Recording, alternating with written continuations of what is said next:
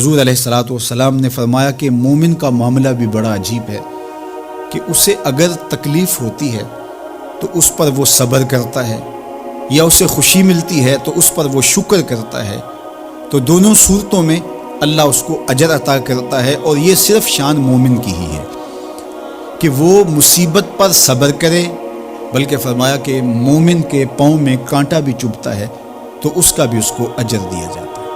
اس کے درجے بلند ہوتے ہیں، اس کے گناہ معاف کر دیے جاتے ہیں، اس کی خطاؤں سے درگزر کر لیا جاتا ہے۔ لیکن یہ مشروط ہے اس تکلیف کو صبر کے ساتھ برداشت کرنے سے۔ اگر وہ واویلا کرتا ہے، ناشکری کے کلمات کہتا ہے،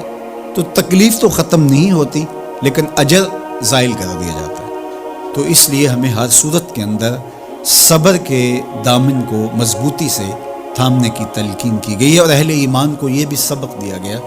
کہ جب انہیں کوئی بھی مصیبت پہنچتی ہے تو وہ کہتے ہیں انا للہ و انا الیہ راجعون، کہ ہم اسی کے ہیں اور اسی کے حضور پلٹ کے جانا ہے۔ تو یہ وہ امر ہے کہ جو ان کی طبیعت کے اندر ٹھہراؤ پیدا کرتا ہے اور ان کی زندگیوں کے اندر اللہ تعالیٰ جل شانہ پر جو یقین ہے اس کا پتہ دیتا ہے۔ اگر مصیبت کو اللہ کی طرف سے سمجھ کے مان کے صبر کیا جائے، اس کو مقدور سمجھا جائے،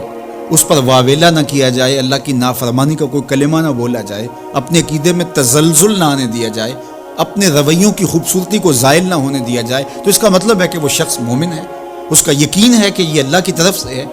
تو پھر اس کے یقین کے صلے کے اندر اللہ اس کو پھر ہدایت قلب کا چراغاں نصیب کرتا ہے۔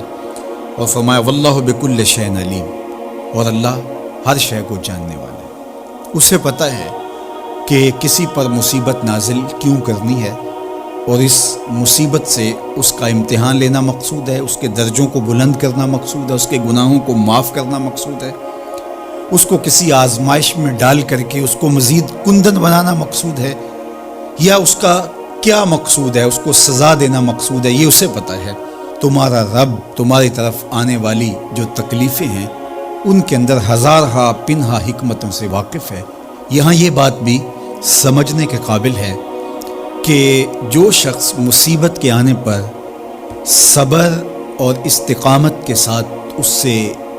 نپٹتا ہے اور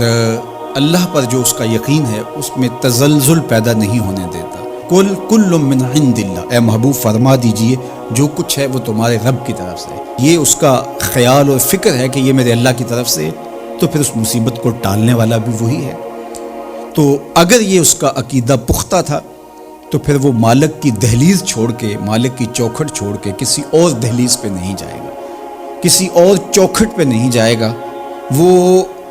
اس مصیبت کو دور کرنے والا مؤثر حقیقی اللہ کو ہی جانتا ہوگا، اور اسی کے حضور دعائیں کرے گا، التجائیں کرے گا، کسی شرک کا ارتکاب نہیں کر سکتا ہے، اور وہ مالک کی دہلیز سے کبھی روح گردانی نہیں کر سکتا، بلکہ اس تکلیف کے آنے سے وہ اپنے رب کے ساتھ اور زیادہ جڑ جائے گا۔ اور اگر وہ صبر کرے تو یہ اس کا ایک مرتبہ ہے کہ وہ حوصلے کے ساتھ اس تکلیف کو برداشت کرے، اور دوسرا مرتبہ جو اس سے بڑھ کر ہے کہ اس پہ اللہ کی رضا کے سانچے میں اپنے آپ کو ڈھال لے کہ جے سونا میرے دکھ وچ راضی، میں سکھ نو چلے ڈاواں۔ اگر وہ اس بات پہ راضی ہے تو کوئی بات نہیں ہے، میں اس پہ راضی ہوں کہ میرے رب کی یہ رضا ہے۔ تو یہ دونوں چیزوں کا مل جانا، یا دونوں میں سے کسی ایک کا مل جانا، یہ اللہ کی طرف سے اس کو دیا گیا انعام ہے جو اس مشکل حالات میں اس کو حاصل ہوتا ہے۔ اب وہ کس کیفیت میں ہے اللہ تعالیٰ اس کو خوب جانتا ہے، کہ وہ اس پہ صبر کر رہا ہے یا اس کا اندر ڈول رہا ہے، اس کا عقیدہ کمزور تھا اور وہ کمزوری کے باعث